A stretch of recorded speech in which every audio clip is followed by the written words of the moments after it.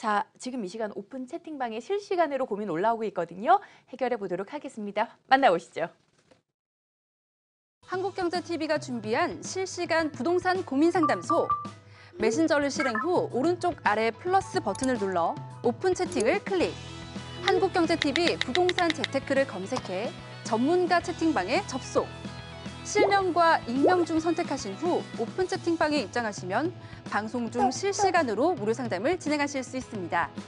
이제 더 쉽고 빠르게 부동산 고민 해결해보세요.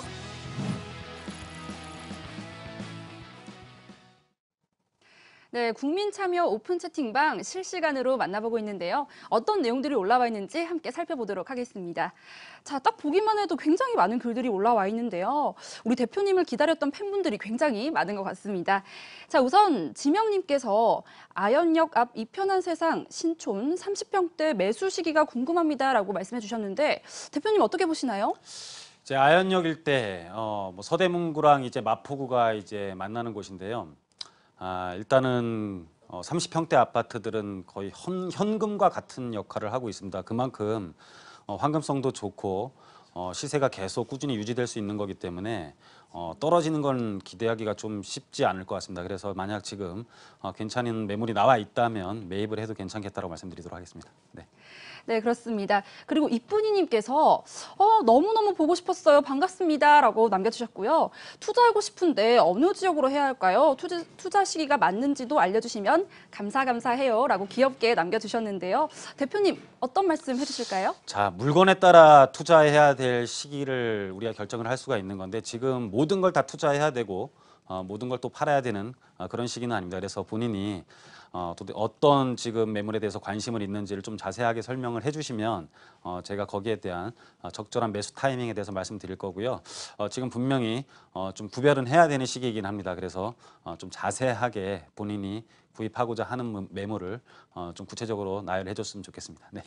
네, 그리고 금동희님께서는 또 대표님 너무너무 반갑습니다라고 남겨주시면서 또 별내 신도시 지금 들어가도 늦지 않을까요? 라는 걱정 섞인 글을 올려주셨는데요. 어떻게 보시나요?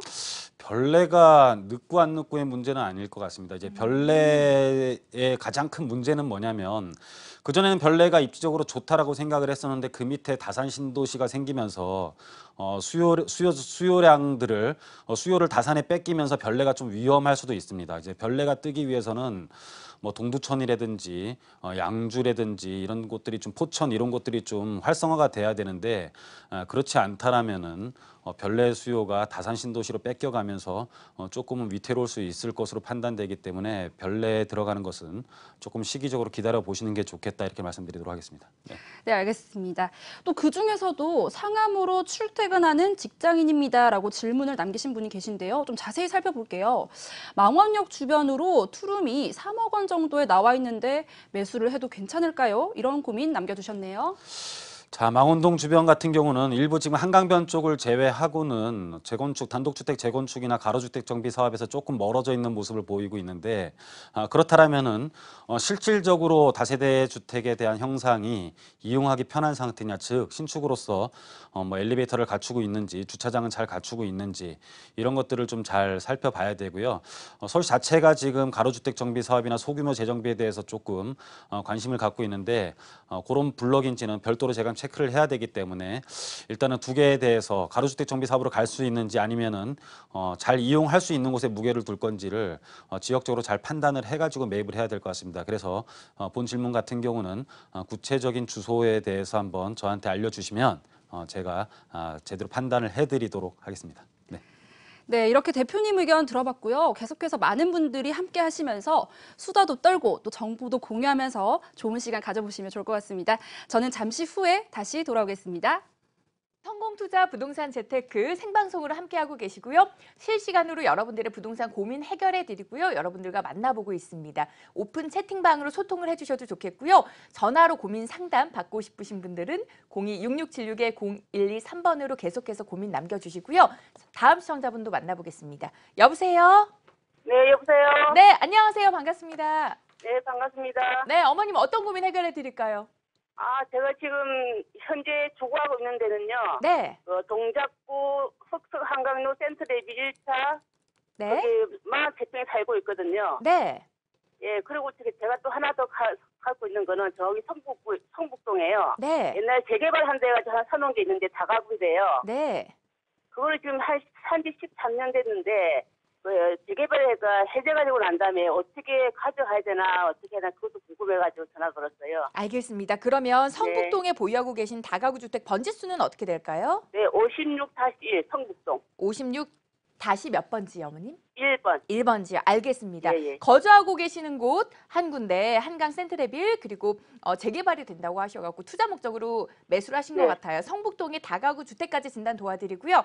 대표님 네. 흑석동 한강 센트레빌 먼저 진단 도와주실까요? 네네. 안녕하십니까? 네, 안녕하세요. 네, 오늘 뭐 이제 대부분들 관심을 많이 갖고 계신 지역들에 대해서 문의가 많은데요. 한번 보도록 아, 하겠습니다. 네. 네. 흑석동 뭐 굉장히 좋은 곳이죠, 그렇죠? 이 한강 강북 쪽에 이제 뉴타운 쪽으로서 가장 좋은 곳이 한남 뉴타운이고 한강 이남 중에 이제 뉴타운 3인방이 신길 뉴타운, 노량진 뉴타운, 그리고 흑석 뉴타운인데 그 중에 단연 흑석 뉴타운이 1등이라고 표현을 해도 과언이 아닌 것 같습니다.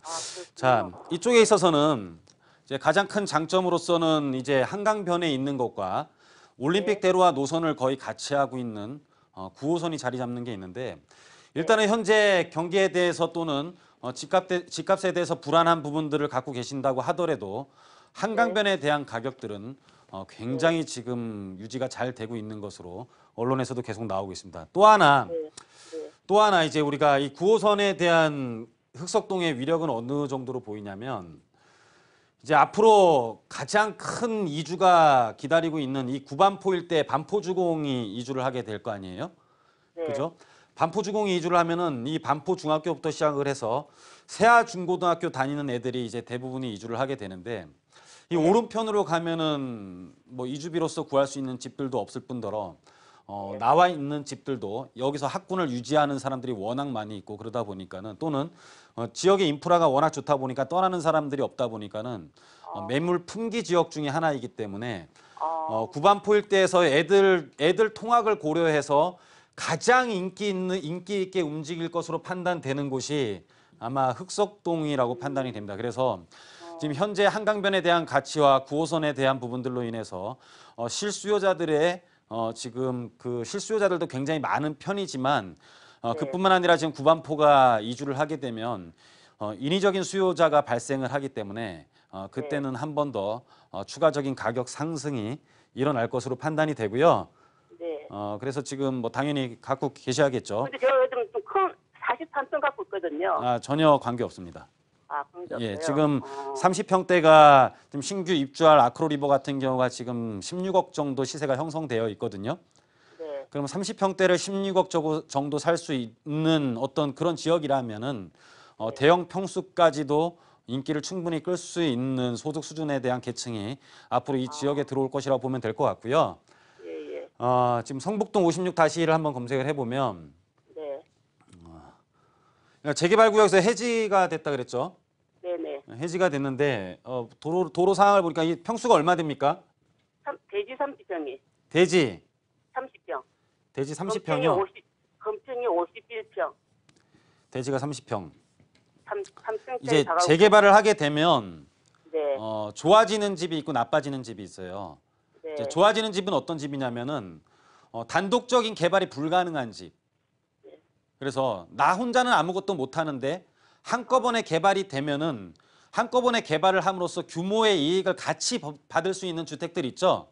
네. 이런 것들은 이득을 봐요. 근데 네. 재개발을 할 때 반대하는 사람들이 대부분 뭐냐면은 재개발을 함으로써 재개발 지역에 포함되는 것보다 본인의 토지를 혼자 이용해도 되는 사람들이 보통 비대위가 보통 형성이 되죠. 맞아요. 그렇죠? 네네.